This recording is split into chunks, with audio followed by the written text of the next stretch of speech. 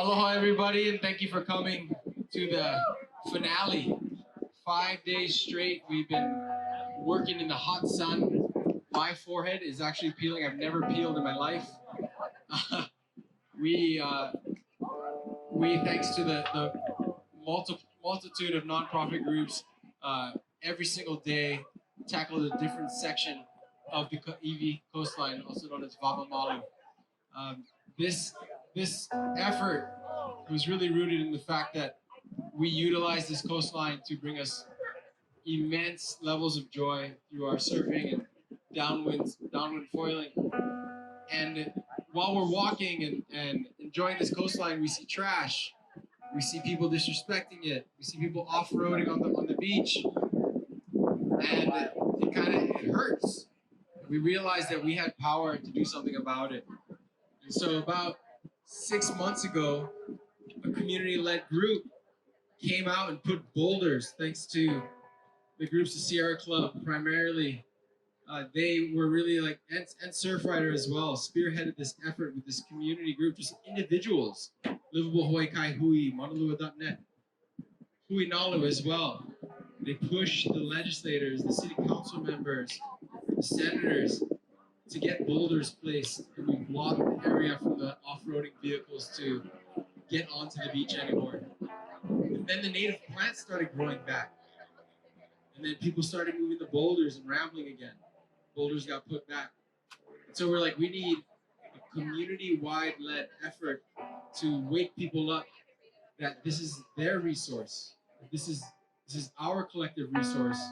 And the acts of people that are desecrating it are messing up our resource, our kids' resources, and our kupuna.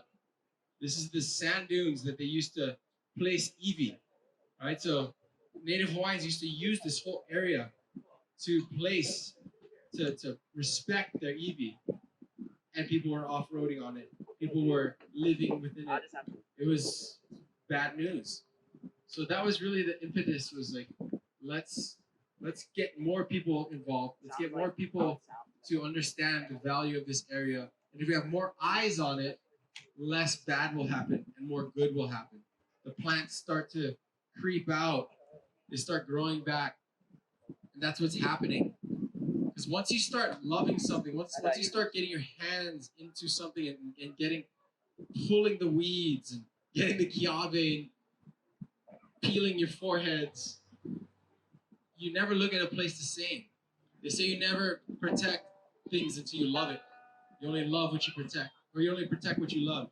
So that was our goal. And over the past week, we've had close to about 500 people come out to volunteer. And tonight's a celebration. And obviously there's this handsome man, beautiful woman standing next to me, and I couldn't have done it without them. So, Kikoa, just joking. Andrea. So I just want to thank Alba for really being there. This is the brand ambassadors with Aloha. The name itself is just so fitting for this entire movement that we're trying to do here. This is the first year we ever done it. I can almost guarantee we're going to do it again next year. And I just want to thank Kikoa. Put your hands together for Kikoa and Andrea. So here you go, buddy. Thank you for the kind words, Kai. I'm just humbled to be here. I grew up surfing. The oceans give me everything I have. It makes me emotional, talk about this, but it's our turn to give back. The oceans give me the platform to do what I love. It's given me the platform to connect with guys like Kahi, Sustainable Coastlines Hawaii, Parley TV. And you guys all coming out has just made such a huge difference. So I just want to thank all of you guys for coming out and making a difference. I want to send a huge shout out to my boy Aaron Kai, who flew out here. He designed our entire collection. All the proceeds go back to Parley TV and the Native Hawaiian nonprofits. So round of applause for Aaron Kai. Thank you, brother. Appreciate you. I also want to thank my beautiful fiance right here on the side of me. She always has my back. I love you. Thank you.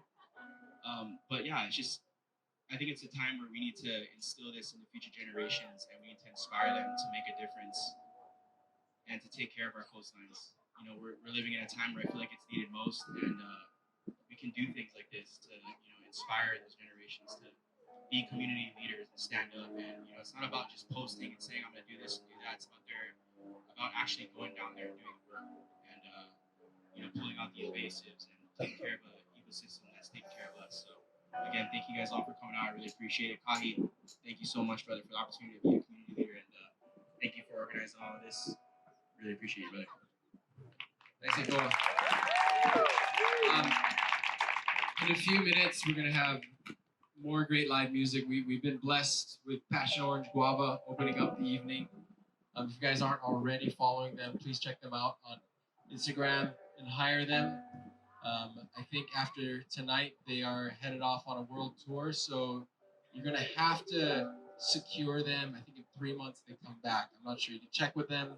Passion Orange Guava, where are you guys? Raise your hands if you need to book them. They're somewhere. Knowing them, they're hiding in a car somewhere doing something. There they are, in the back. And then following them, we're gonna have the Wide-Eyed Kids. These guys are the next up and coming. They don't look like kids though.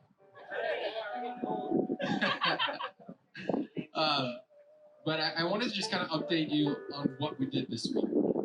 I know you're getting tired of me talking, but sorry, you have to hear me. On Monday, we partnered with Sierra Club to remove 4 truckloads of halekoa. Halekoa is the invasive plant that more or less can choke out our native species.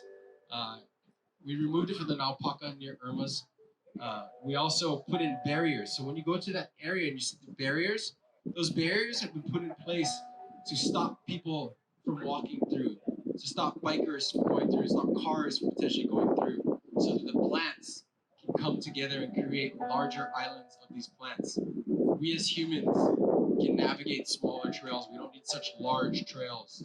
We need to allow the dunes to come back. The dunes are one of the most powerful things to protect us during climate change.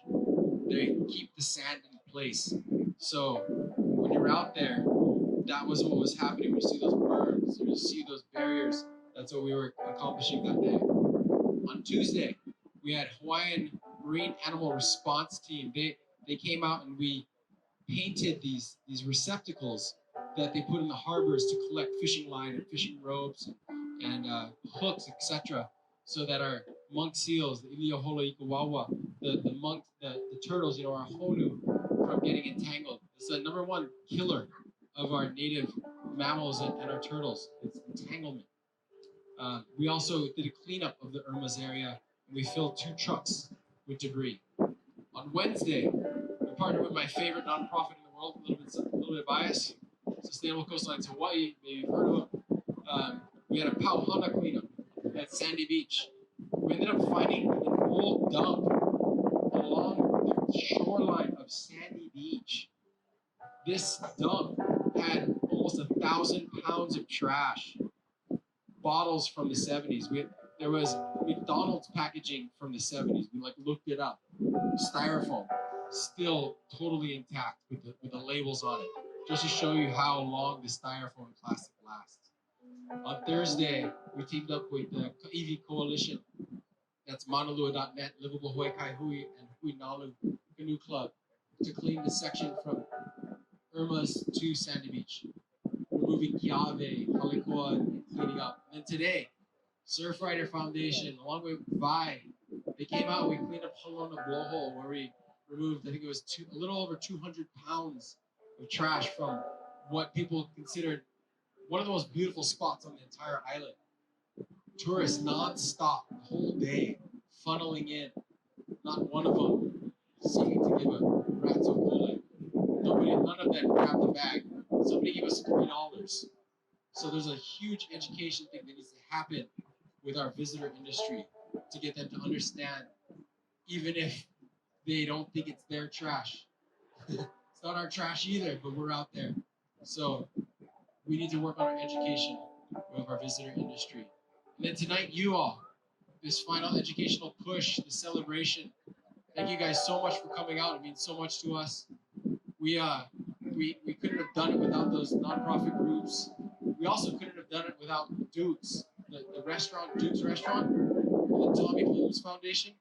They were the one main funder, and Ava. They were the main funders for tonight. So when you guys eat at Duke's, you can be knowing that you are at least supporting a restaurant West is back in the community. We gotta thank Bishop Museum for letting us be here. This Parley Air Station has been here for over 1 year, just about 1 year. They just gave us an extension for another 2 years, so we'll be here for 2 years. We're educating 10,000 kids, 10,000 individuals during COVID. So now that COVID is still around, but we're loosening up. We're hoping that we're going to reach around 20,000 people this year. So we're all about education. If all we ever do is clean ups and recycle, it's all we're ever going to do. Those are not long-term solutions. We have to educate. I hear the boys over here trying to play. I know you guys want to play. Supporting you. This is my backup music. Yeah. Thanks, guys. I love it. I'm trying to make sure I don't forget anybody.